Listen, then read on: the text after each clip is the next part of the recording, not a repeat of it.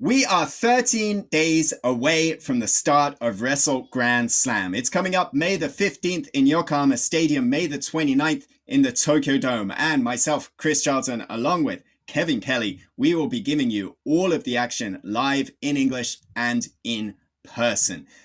Kevin, we're in day 2 of our countdown towards Yokohama Stadium. How's the process treating you so far? Are you all sort of settled in your hotel there? Yeah, it's quite nice. They come by, they check your temperature every morning, make sure that you're healthy, feeling good, provide you with plenty of water. There's great food, so no worries. It just gets anticipatory because I'm looking for like, when is Chris going to contact me so we can do this preview show? Because I'm kind of bored. So yeah, it's exciting, and as we count down, we'll have much more information. Right now, we're sort of waiting for everything to shake out at Wrestling Dontaku in order to be able to say, okay, here's what we know is going to happen at Wrestle Grand Slam. Yeah, that's exactly right. Because coming up May 3rd and May 4th, Monday and Tuesday, we've got the pair of events, Wrestling Dontaku. It's been a tradition, a festival in Fukuoka since 2009, and so much history in Dontaku when it comes to a decade of Suzuki-gun that we're celebrating this year, this week, and 8 years of Bullet Club that we're celebrating this week. So it's only appropriate that Tama, Tonga and Tanga, the Gorillas of Destiny, the premier tag team in Bullet Club, and the premier tag team of Suzuki-gun, Dangerous Tekkers, be colliding with each other, but not in tag team action, but in singles action.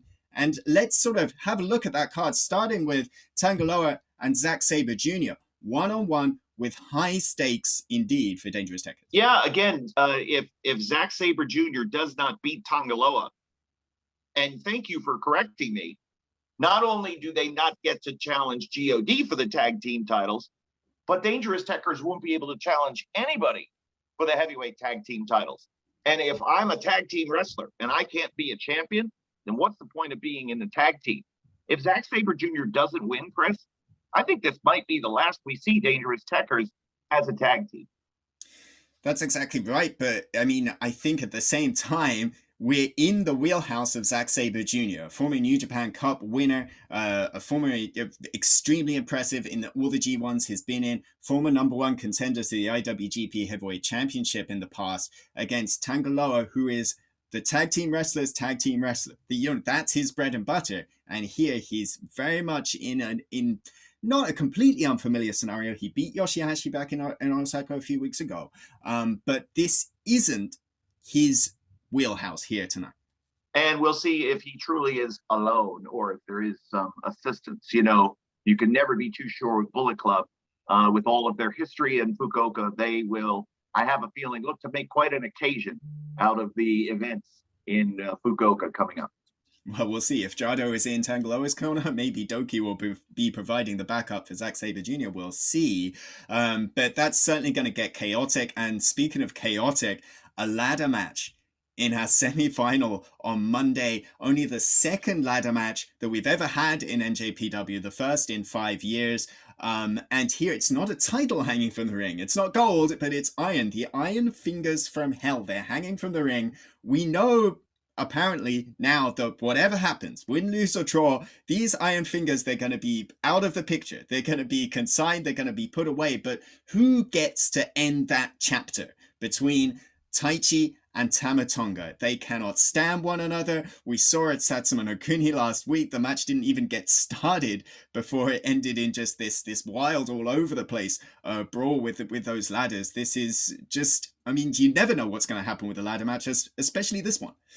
No, and again, New Japan Pro Wrestling fans don't have a lot of experience seeing ladder matches. They are more frequent in the U.S. They're more frequent in other companies. I've called a number of them in my time at Ring of Honor. I don't know who's going to win, but I can guarantee one thing. Both guys are going to get hurt. How badly they get hurt, that's the only question. Neither man is going to be able to leave that ring and say they're completely fine. There's going to be some sort of injury that occurs to both men. We'll see how severe. That's the determining factor. It's a very dangerous situation. Yes, it seems ridiculous to put an iron-fingered glove above the ring. But these two men hate each other so much, they're going to beat holy hell out of one another just to get that. just to prove their point. And that's what scares me. I'm very concerned about this match.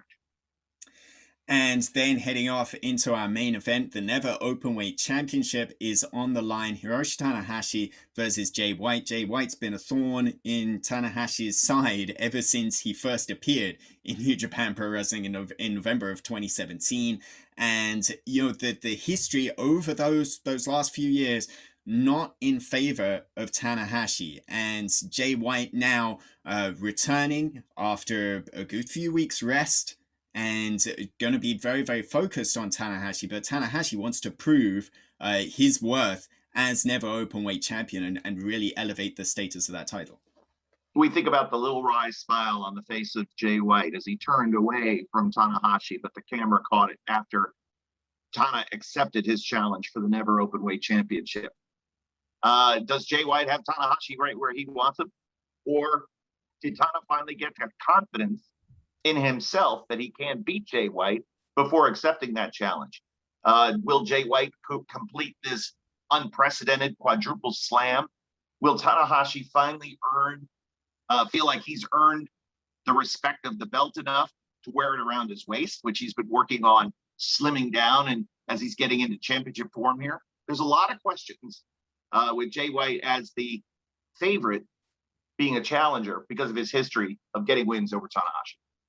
Yeah, certainly Dontaku doesn't favor Tanahashi, hasn't won a championship match in this Fukuoka arena for 10 years. Yeah. But, you know, really, I think there's so much pride on the line for Tanahashi now, especially as it relates to this Never Championship, which he just won a couple of months ago and really has been gaining respect for ever since. So this is going to be an amazing event to play out, coming up live on njpwworld.com on Monday with a 6 p.m. local start time. Now, of course, Kevin, you're still a hold away, so unfortunately we can't give you live English coverage, but that English coverage will be up very, very soon, you know, because you're not having to wait until this event being a goodness knows what in the morning for you. So you can get right on that, and we'll have coverage up very, very shortly on njpwworld.com, correct? That is the plan, my man. All right, absolutely.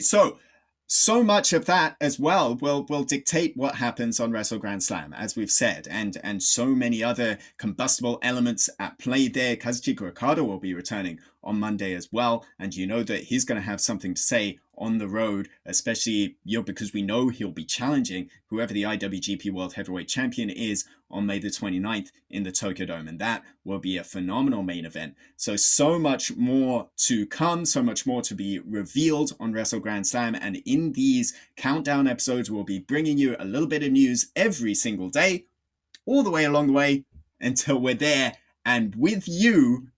Wrestle Grand Slam, May 15th, Yokohama Stadium, May 29th, the Tokyo Dome. I can't wait, Kevin. Me neither. So we'll be back with more tomorrow. Let's talk about day 2 of Dontaku tomorrow. Until then, go kigenyo. Sayonara.